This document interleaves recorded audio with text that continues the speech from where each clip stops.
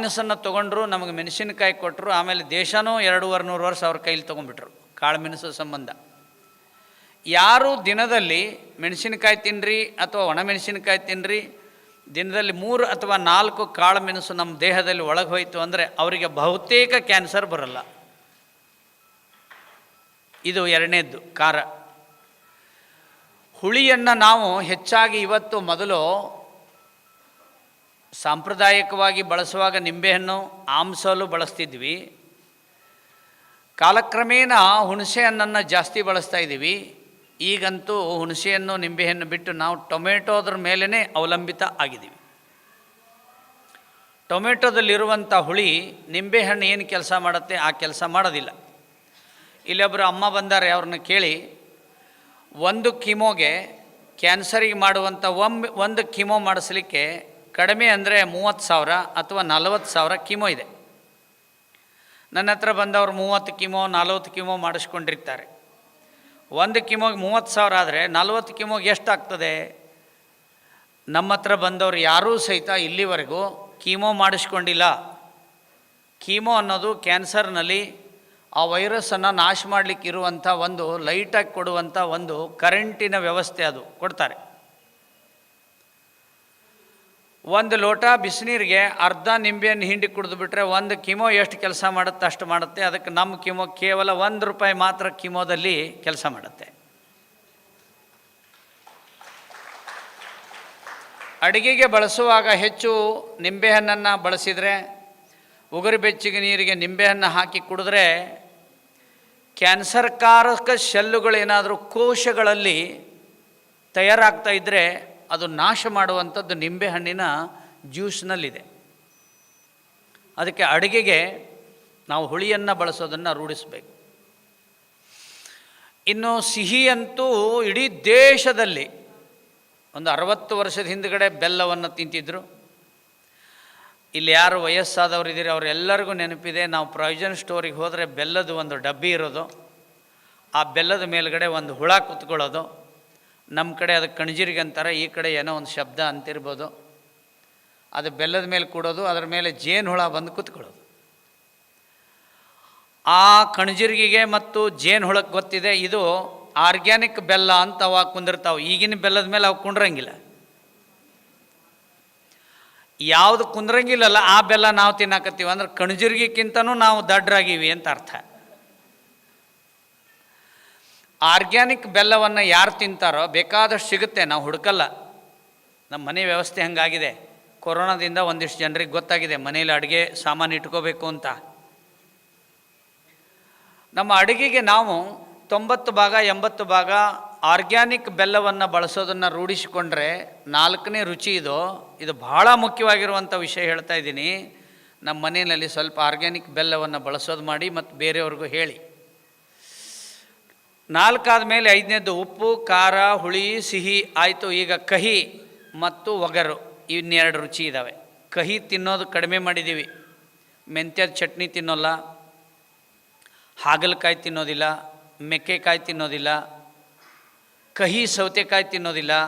ಒಟ್ಟು ಕಹಿ ಬಂತು ಅಂದ್ರೆ ಬೇಡ ಅಂತೀವಿ. ಪಾನಿಪುರಿ ಹಂಗೆ ಬೇಕಾದ್ರೆ ಮಾಡಲಿ, ಅವ್ನು ಉಗುರು ತಕ್ಕೊಳ್ಳಿ ಬಿಡಲಿ, ಅದು ಬಲೆ ಖುಷಿ. ಕಹಿ ಆಹಾರವನ್ನು ತಿನ್ಲಿಕ್ಕೆ ರೂಢಿಸ್ಕೊಳ್ಬೇಕು ಮತ್ತು ಒಗರು ಪದಾರ್ಥಗಳನ್ನು ತಿನ್ನಬೇಕು. ಕಂಚಿಕಾಯಿಯನ್ನು, ಹೆರಳೆಕಾಯಿದು ಉಪ್ಪಿನಕಾಯಿ, ಈ ಕಡೆ ಪುಳಿಯೋಗರೆ ಅಂತ ಮಾಡ್ತಾರೆ, ಅದಕ್ಕೆ ಹಾಕುವಂಥ ಐಟಮ್ಗಳು, ಜೀರಿಗೆ, ಮೆಂತ್ಯ ಇದೆಲ್ಲ ಸೇರಿಸಿರುವಂಥದ್ದನ್ನು ಬಿಟ್ಟು ಈ 6 ರುಚಿಗಳನ್ನು ಯಾರು ಮನೆಯಲ್ಲಿ ಸಾಂಪ್ರದಾಯಿಕವಾಗಿ ಭೋಜನ ಮಾಡೋದಕ್ಕೆ ಬಳಸ್ತಾರೆ. ಇದನ್ನು ಯಾಕೆ ಹೇಳಕತ್ತೀನಿ ಅಂದರೆ, ನನ್ನ ಹೆಸರು ಹೊಡೆದ್ರೆ ಒಂದು ಕ್ಯಾನ್ಸರ್ದು ಮಾಹಿತಿ ಅಂತ ಬರುತ್ತೆ. ಇದರ ನೋಡಿರ್ಬೋದು ಭಾಳ ಜನ. ಒಬ್ಬರು ದೂರದವ್ರು ಹೇಳಿದರು, ನಿಮ್ಮ ಹತ್ರ ಬರೋಕ್ಕಾಗಿಲ್ಲರಿ ನಮಗೆ, ಆದರೆ ನೀವು ಉಪ್ಪು, ಖಾರ, ಹುಳಿ, ಸಿಹಿ, ಒಗರು, ಕಹಿ ಏನು ತಿನ್ಬೇಕಂದ್ರೆ ಅದನ್ನು ಅಷ್ಟೇ ತಿಂದಿದ್ದೀವಿ, ನಮ್ಗೆ ಕ್ಯಾನ್ಸರ್ ಗುಣ ಆಗ್ತಾ ಇದೆ ಅಂತ ನನ್ನ ಹತ್ರ ಬಂದು ಭೇಟಿಯಾಗಿ ಹೋದರು ಅವರು. ನಾ ಪ್ರಾರಂಭದಲ್ಲೇ ಹೇಳಿದ್ದೀನಿ, ನಾವು ಬಳಸುವಂಥ ಆಹಾರವೇ ಔಷಧಿಯಾಗಿದೆ, ಆದರೆ ಆ ಔಷಧಿಯಾಗಿರುವ ಆಹಾರ ನಮ್ಮದು ತಪ್ಪಾಗಿದೆ. ಇದ್ರ ಜೊತೆಗೆ ಇನ್ನೆರಡು ಹೇಳ್ತೀನಿ, ನೆನ್ಪಿಟ್ಕೊಳ್ಳಿ. ಅತ್ಯಂತ ವಿಷಕಾರಿ ಮತ್ತು ಕಾಯಿಲೆ ಬೆಳೆಯೋದಕ್ಕೆ ಮುಖ್ಯವಾಗಿರತಕ್ಕಂಥ ಕಾರಣ ಯಾವುದು ಅಂದರೆ ಈ 6 ಬಿಟ್ಟು ಅತಿ ದೊಡ್ಡ ಕಾರಣ ಯಾವುದು ಅಂದರೆ ನಮ್ಮ ಅಡುಗೆಗೆ ಬಳಸುವಂಥ ಅಡುಗೆ ಎಣ್ಣೆ. ಅದು ಬೇರೆ ದೇಶದಿಂದ ಬರುತ್ತೆ. ಬರುವಾಗ ಅದು ಹಡಗಿನಲ್ಲಿ ಬಿಳಿಯಾದ ಹಾಲಿನ ರೂಪದಲ್ಲಿರುತ್ತೆ. ಅದಕ್ಕೆ ಡ್ರಾಪ್ಸ್ ರೆಡಿ ಮಾಡಿದ್ದಾರೆ. 1 kgಗೆ 5-6 ಡ್ರಾಪ್ ಹಿಂಡಿದ ಕೂಡಲೇ ಅದು ಕಡಲೆಕಾಯಿ ಎಣ್ಣೆ ಆಗಿಬಿಡ್ತದೆ. ಆ ವೈಟ್ ಆಯಿಲನ್ನು ತೊಗೊಂಡ ಮೇಲೆ ಟ್ರಕ್ಕಿಗೆ, ಟ್ರ್ಯಾಕ್ಟರ್ಗೆ, ಆಟೋಕ್ಕೆ ಹಾಕಲಿಕ್ಕೂ ಅದನ್ನೇ ತಯಾರು ಮಾಡ್ತಾರೆ. ನಮಗೆ ತಿನ್ಲಿಕ್ಕೆ ಕೊಡೋ ಆಯಿಲನ್ನು ಅದರಿಂದನೇ ತಯಾರು ಮಾಡ್ತಾರೆ. ನಾವು ಶ್ರೀಮಂತರಾಗಿದ್ದು ಸಂಪಾದನೆ ಮಾಡಿ ನಾವು ವಿಷ ತಿಂತೀವಿ ಅಂದರೆ, ನಮ್ಮ ಮಕ್ಕಳಿಗೂ ತಿನ್ನಿಸ್ತಾ ಇದ್ದೀವಿ ಅಂದರೆ, ಇದನ್ನು ಸರಿಪಡಿಸ್ಕೋಬೇಕಾದ್ರೆ ಗಾಣಕ್ಕೆ ಹೋಗಿ ಗಾಣದಲ್ಲಿ ಮುಂದೆ ನಿಂತ್ಕೊಂಡು ಕಡಲೆ ಬೀಜವನ್ನು ತೊಗೊಂಡೋಗಿ ಕೊಟ್ಟು ನೀವೇ ಮಾಡಿಸ್ಕೊಂಡು ಬರ್ರಿ, ಇಲ್ಲಾಂದ್ರೆ ಒಂದು ಪೆಟ್ಟಿಗೆಯನ್ನು ಇಟ್ಕೊಂಡು ನಿಮ್ಮ ಮನೇಲಿ ಅಡುಗೆ ಎಣ್ಣೆ ತಯಾರು ಮಾಡ್ಕೊಳ್ಳಿ.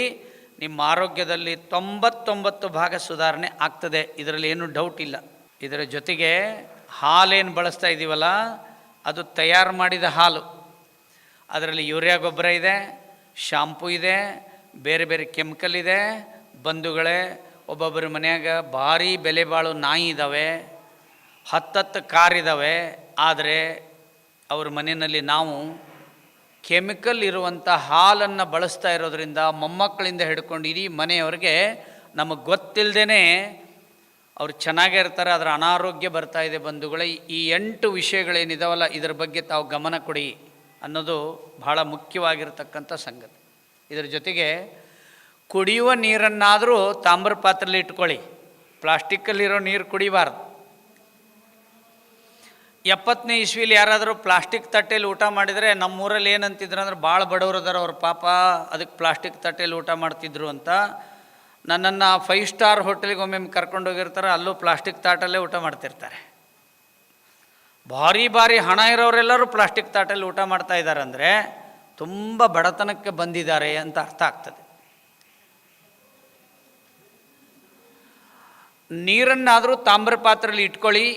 ಆ ನೀರಿಗೆ ಒಂದು 5-6 ತುಳಸಿ ದಳ ಹಾಕಿಡಿ. ಆ ನೀರು ಅಮೃತ ಸಮಾನ ಆಗ್ತದೆ. ಆ ನೀರಿನಲ್ಲಿರೋ ಎಲ್ಲ ಬ್ಯಾಕ್ಟೀರಿಯಾಗಳು ಹೋಗ್ತದೆ ಅನ್ನೋದು ಸಂಶೋಧನೆಯಿಂದ ಗೊತ್ತಾಗಿದೆ.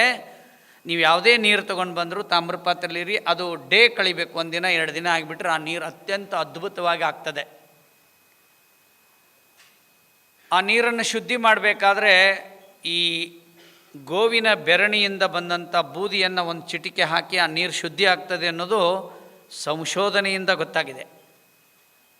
ಅದಕ್ಕಾಗಿ ಗಾಣದಿಂದ ಯಾರು ಎಣ್ಣೆ ತೆಗಿತಾ ಇದ್ದಾರೆ, ಇವತ್ತು ನಾಡಿನಲ್ಲಿ ಗೋವಿನ ಸೇವೆಯನ್ನು ಯಾರು ಮಾಡ್ತಾ ಇದ್ದಾರೆ, ಸಾವಯವ ಉತ್ಪನ್ನಗಳನ್ನು ಸಂಶೋಧನೆ ಮಾಡಿ ನಾಗರಿಕರಿಗೆ ತಲುಪಿಸ್ತಾ ಇದ್ದಾರೆ, ಅಂಥವ್ರಿಗೆಲ್ಲ ನಾನು ತಮ್ಮೆಲ್ಲರ ಪರವಾಗಿ ತುಂಬು ಹೃದಯದ ವಂದನೆಗಳನ್ನು ಅರ್ಪಿಸ್ತೇನೆ.